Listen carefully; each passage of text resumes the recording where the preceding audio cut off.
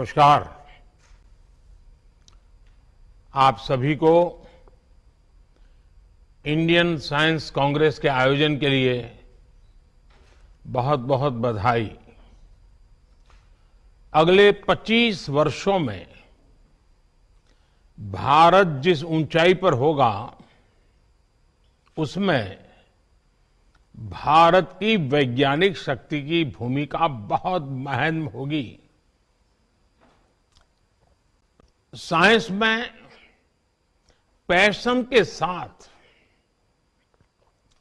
जब देश की सेवा का संकल्प जुड़ जाता है तो नतीजे भी अभूतपूर्व आते हैं। मुझे विश्वास है भारत की साइंटिफिक कम्युनिटी भारत को 21वीं सदी में वो मुकाम हासिल कराएगी जिसका वो हमेशा हकदार रहा है। मैं इस विश्वास की वजह भी आपको बताना चाहता हूं। आप भी जानते हैं कि ऑब्जर्वेशन साइंस का मूल आधार है। ऑब्जर्वेशन के जरिए आप साइंटिस्ट पैटर्न्स फॉलो करते हैं, फिर उन पैटर्न्स को एनालाइज करने के बाद किसी नतीजे पर पहुंचते हैं। इस दौरान एक साइंटिस्ट के लिए हर कदम पर डेटा जुटाना और उसे एनालाइज करना बहुत महत्वपूर्ण होता है। 21वीं सदी के आज के भारत में हमारे पास दो चीजें बहुतायन में हैं। पहली डेटा और दूसरी टेक्नोलॉजी। इन दोनों में भारत के साइंस को नई बुलंदियों पर पहुंचाने की ताकत है। डेटा एनालिसिस की फील्ड तेज रफ्तार से आगे बढ़ रही है। ये इंफॉर्मेशन को इनसाइट में और एनालिसिस को एक्शनेबल नॉलेज में बदलने में मदद करती है। चाहे ट्रेडिशनल नॉलेज हो या मॉडर्न टेक्नोलॉजी, ये दोनों ही साइंटिफिक डिस्कवरी में मददगार होती है। और इसलिए हमें अपने साइंटिफिक प्रोसेसेस को और मजबूत बनाने के लिए अलग अलग टेक्निक्स के प्रति खोजी प्रवृत्ति को विकसित करना होगा। साथियों, आज का भारत जिस साइंटिफिक अप्रोच से आगे बढ़ रहा है, हम उसके नतीजे भी देख रहे हैं। साइंस के क्षेत्र में भारत तेजी से वर्ल्ड के टॉप कंट्रीज में शामिल हो रहा है। 2015 तक हम 130 देशों की ग्लोबल इनोवेशन इंडेक्स में 81 नंबर पर थे, लेकिन 2022 में हम छलांग लगा करके 40वें नंबर पर पहुंच गए हैं। आज भारत पीएचडीज के मामले में दुनिया में टॉप 3 देशों में है। आज भारत स्टार्टअप इकोसिस्टम के मामले में दुनिया के टॉप 3 देशों में है। साथियों, मुझे खुशी है कि इस बार इंडियन साइंस कांग्रेस की थीम भी एक ऐसा विषय है जिसकी दुनिया में सबसे ज्यादा चर्चा हो रही है। विश्व का भविष्य सस्टेनेबल डेवलपमेंट के साथ ही सुरक्षित है। आपने सस्टेनेबल डेवलपमेंट के विषय को विमेन एम्पावरमेंट के साथ जोड़ा है। मैं मानता हूं कि व्यावहारिक रूप से भी ये दोनों एक दूसरे से जुड़े हुए हैं। आज देश की सोच केवल ये नहीं है कि हम साइंस के जरिए विमेन एम्पावरमेंट करें, बल्कि हम विमेन की भागीदारी से साइंस का भी एम्पावरमेंट करें, साइंस और रिसर्च को नई गति दें, ये हमारा लक्ष्य है। अभी भारत को G20 समूह की अध्यक्षता की जिम्मेदारी मिली है। G20 के प्रमुख विषयों में भी विमेन लेड डेवलपमेंट एक बड़ी प्राथमिकता का विषय है। बीते 8 वर्षों में भारत ने गवर्नेंस से लेकर सोसाइटी और इकोनॉमी तक इस दिशा में कई ऐसे असाधारण काम किए हैं जिनकी आज चर्चा हो रही है। आज भारत में मुद्रा योजना के जरिए छोटे उद्योगों और व्यवसायों में भागीदारी हो या स्टार्टअप वर्ल्ड में लीडरशिप, महिलाएं हर जगह पर अपना दम दिखा रही हैं। बीते 8 वर्षों में एक्स्ट्रा मुरल रिसर्च एंड डेवलपमेंट में महिलाओं की भागीदारी दोगुनी हुई है। महिलाओं की ये बढ़ती भागीदारी इस बात का प्रमाण है कि समाज भी आगे बढ़ रहा है और देश में साइंस भी आगे बढ़ रही है। साथियों, किसी भी वैज्ञानिक के लिए असल चुनौती यही होती है कि वो अपने नॉलेज को ऐसे एप्लीकेशंस में बदल दें जिससे दुनिया की मदद हो सके। जब साइंटिस्ट अपने प्रयोगों से गुजरता है तो उसके मन में यही सवाल रहते हैं कि क्या इससे लोगों का जीवन बेहतर होगा या उनकी खोज से विश्व की जरूरतें पूरी होगी।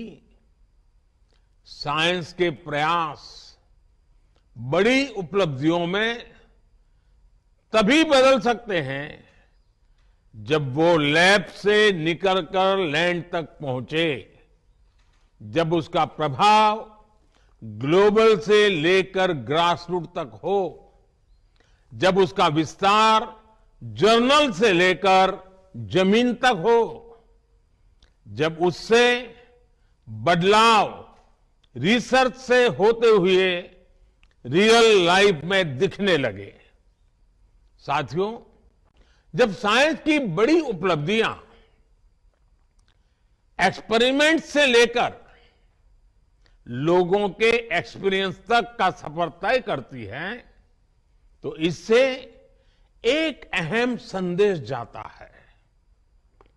ये बात युवाओं को बहुत प्रभावित करती है। वो सोचते हैं कि साइंस के जरिए वो पूरी दुनिया को प्रभावित कर सकते हैं।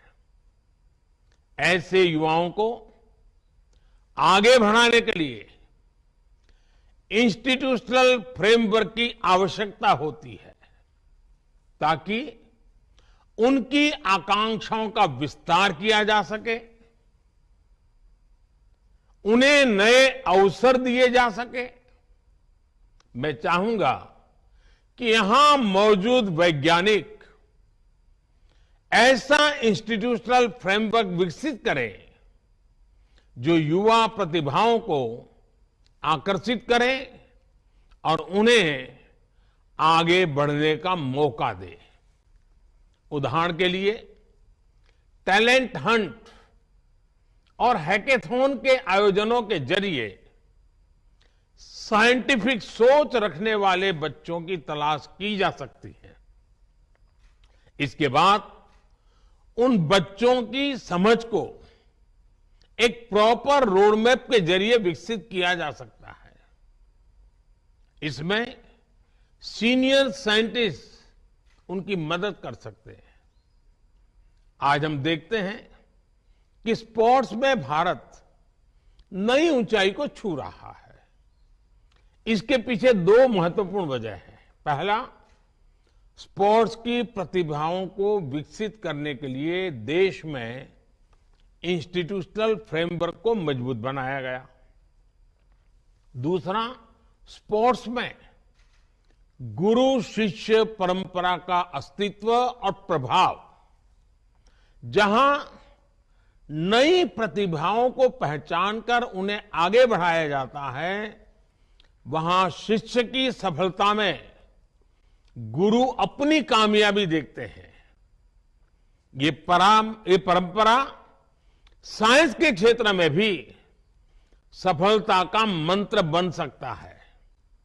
साथियों, आज आपके सामने कुछ ऐसे विषय भी रखना चाहता हूं जो भारत की साइंस की दिशा तय करने में मददगार होंगे। भारत की आवश्यकता की पूर्ति के लिए भारत में साइंस का विकास, ये हमारे वैज्ञानिक समुदाय की मूल प्रेरणा होनी चाहिए। भारत में साइंस भारत को आत्मनिर्भर बनाने वाली होनी चाहिए। हमें यह भी ध्यान रखना है कि आज दुनिया की 17-18% मानव आबादी भारत में रहती है।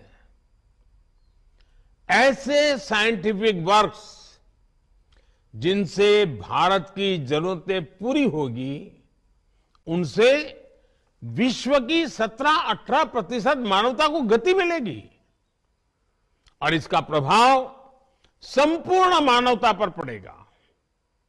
इसलिए हम ऐसे विषयों पर काम करें जो आज पूरी मानवता के लिए जरूरी है। उदाहरण के लिए अगर हम एक विषय ले लें, एनर्जी। बढ़ते हुए भारत की एनर्जी नीड्स लगातार बढ़ने ही वाली है। ऐसे में भारत की साइंटिफिक कम्युनिटी अगर एनर्जी रिक्वायरमेंट से जुड़े इनोवेशंस करती है तो उससे देश का बहुत लाभ बड़ा होगा। खासकर हाइड्रोजन एनर्जी की अपार संभावनाओं के लिए देश नेशनल हाइड्रोजन मिशन पर काम कर रहा है। इसे सक्सेसफुल बनाने के लिए जरूरी है कि इलेक्ट्रोलाइजर जैसे विभिन्न एसेंशियल कंपोनेंट्स देश में ही बने। इस दिशा में अगर किन्हीं नए ऑप्शन की गुंजाइश है तो उस दिशा में भी रिसर्च हो। हमारे वैज्ञानिकों को और इंडस्ट्री को इसके लिए साथ मिलकर काम करना होगा।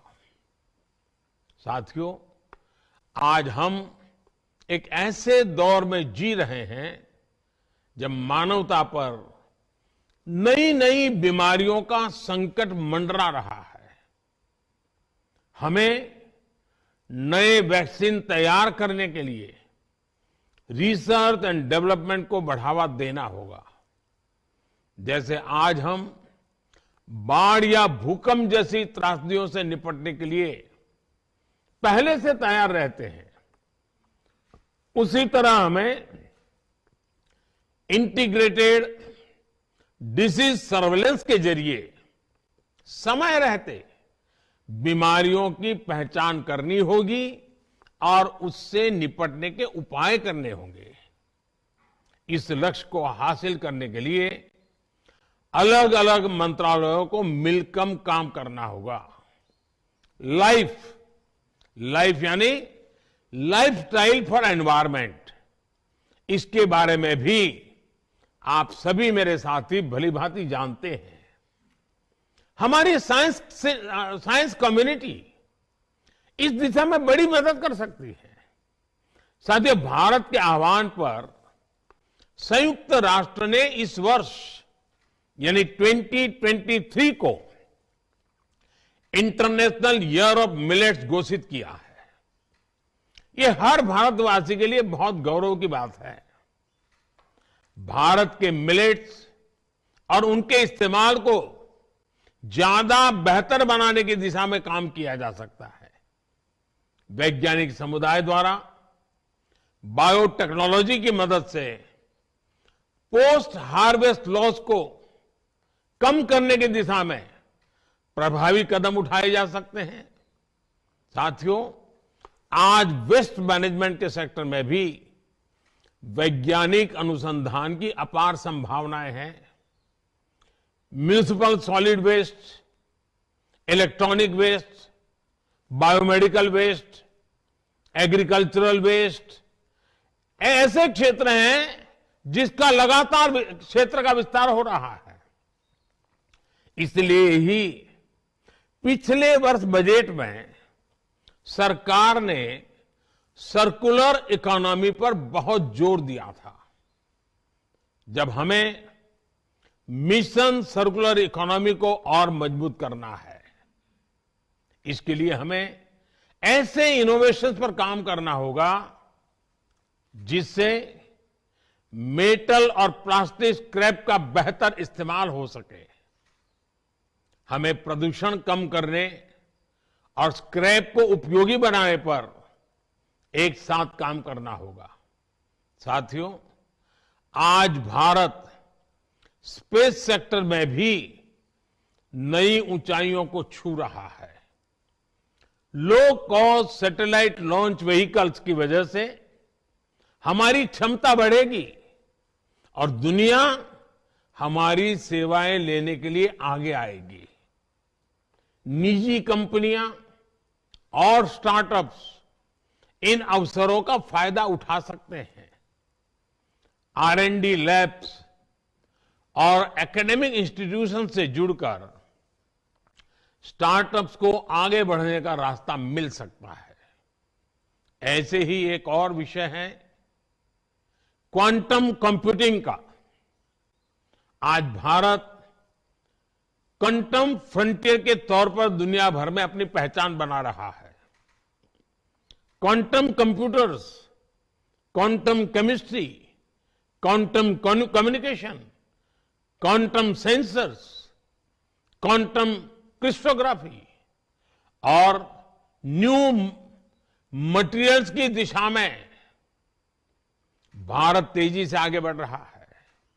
मैं चाहूंगा कि हमारे यंग रिसर्चर्स और साइंटिस्ट क्वांटम के क्षेत्र में एक्सपर्टाइज हासिल करें और इस फील्ड के लीडर बने।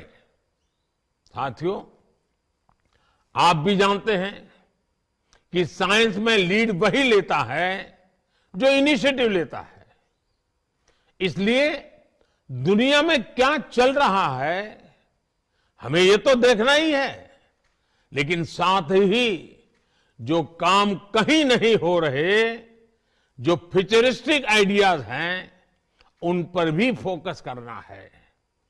आज दुनिया में AI, AR और VR की बात हो रही है।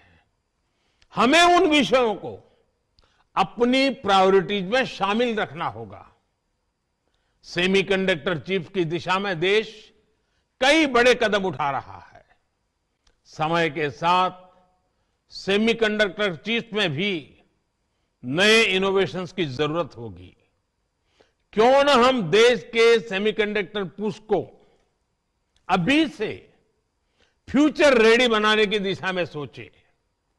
देश इन एरियाज में इनिशिएटिव लेगा, तभी हम इंडस्ट्री 4.0 का नेतृत्व देने में सक्षम होंगे।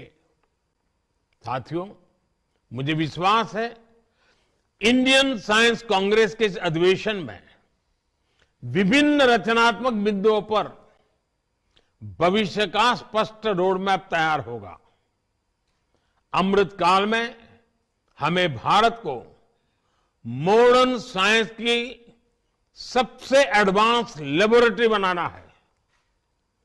इसी कामना के साथ आप सभी का बहुत बहुत धन्यवाद और इस समिट के लिए मेरी अनेक अनेक शुभकामनाएं। नमस्कार।